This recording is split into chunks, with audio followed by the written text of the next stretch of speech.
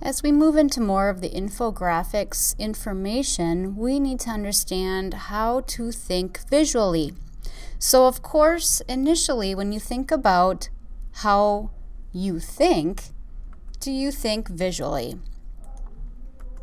So the left brain versus the right brain. Of course, we know left brain works a little bit differently than the right brain.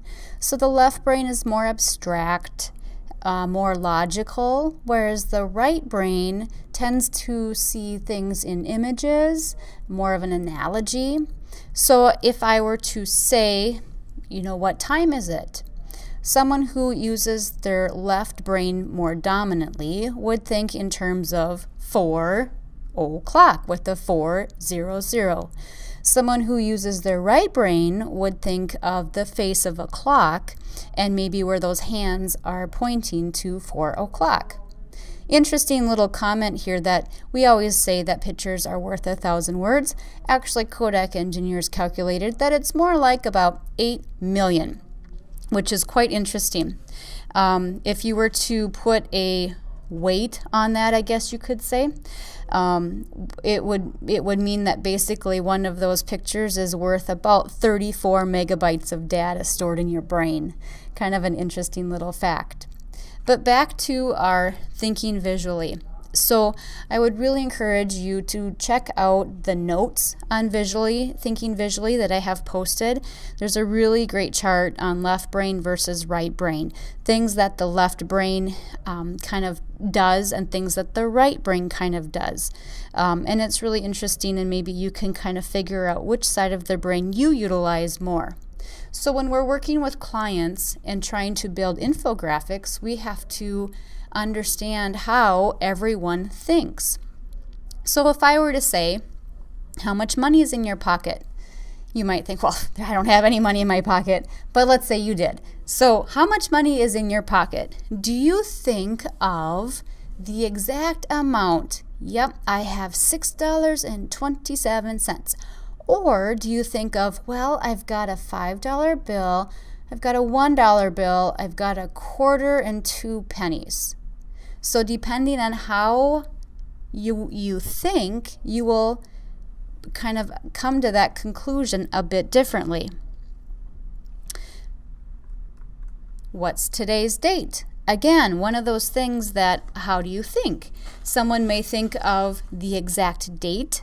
Let's see, today is February 1st. Or you may picture a calendar and think, okay, it's the beginning of the week. It's this my week start on this day. And, you visually present that in your brain. So it's really a difference between a dominance in the right brain versus the left brain. So as designers, how do we approach that? Of course, our designs must choose to be visually informative to fully visually decorative.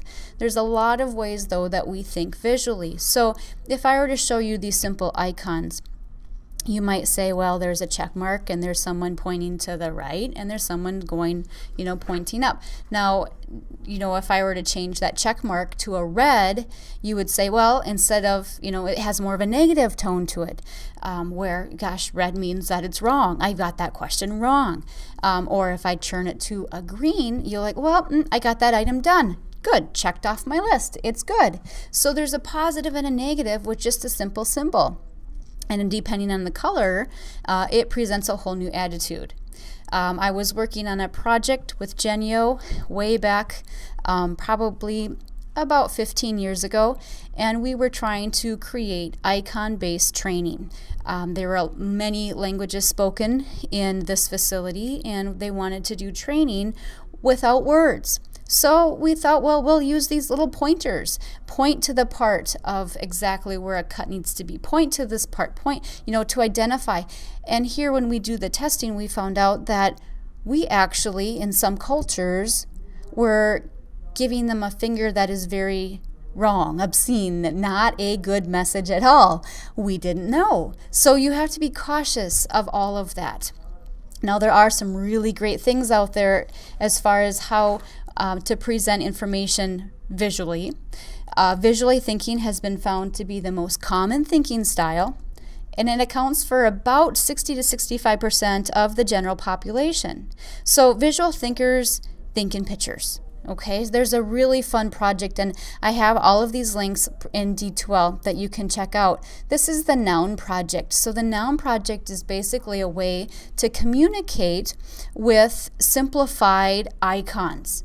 I'm going to have you guys explore this site, but really kind of interesting in how they portray things in a very simplified way. And it's really kind of fun to go through and see if you can identify what that communicated message is intended to be. We also have more complex, so there are different types of visual thinking, from really simple visualizations of ideas and thought to complex diagrams. Of course, infographics, that word is so popular right now. This is an interesting corporate connection, just to kind of visually be aware of locations. So this, again, I have posted in D2L. I would encourage you guys to take a look at it. I have some more links out there, things on data visualization, modern approaches. There's a really great video, The History of the Internet, but in visual form. It's much, I think people today enjoy and get much more out of visual presentation than reading it. So it kind of interesting to hear your feedback on some of those videos and some of those links. So when we think about how to do this, of course there's lots of research, lots of groups out there. VizThink is another place I'd like you to check out, and this is basically a group of professionals who believe in the power of visual thinking. So using pictures, sketches, imageries, graphics, and any kind of really visual approaches to help people more effectively communicate, to help them problem solve, to help understand complex issues. So again, this is a really great place to look, VizThink. So kind of overall, a lot of times we're told if it's tangible, just take a picture of it. If it's intangible, meaning I can't touch it, then we need to illustrate it. And that's where we hope to grow as illustrators and designers with some of the information this semester on how do we do that. Okay. One of the things we do have to think about also is called dual coding. And this dual coding basically is putting the messages on both a visual channel and a textual channel. So we're having pictures, but we're having some text as well. We learned in the last lesson about the two different types of people. So you do have to try to, think about your target audience and those types of people that are in your target audience. Some are much more visual. Some are much more seeking that information, want that text, want that facts.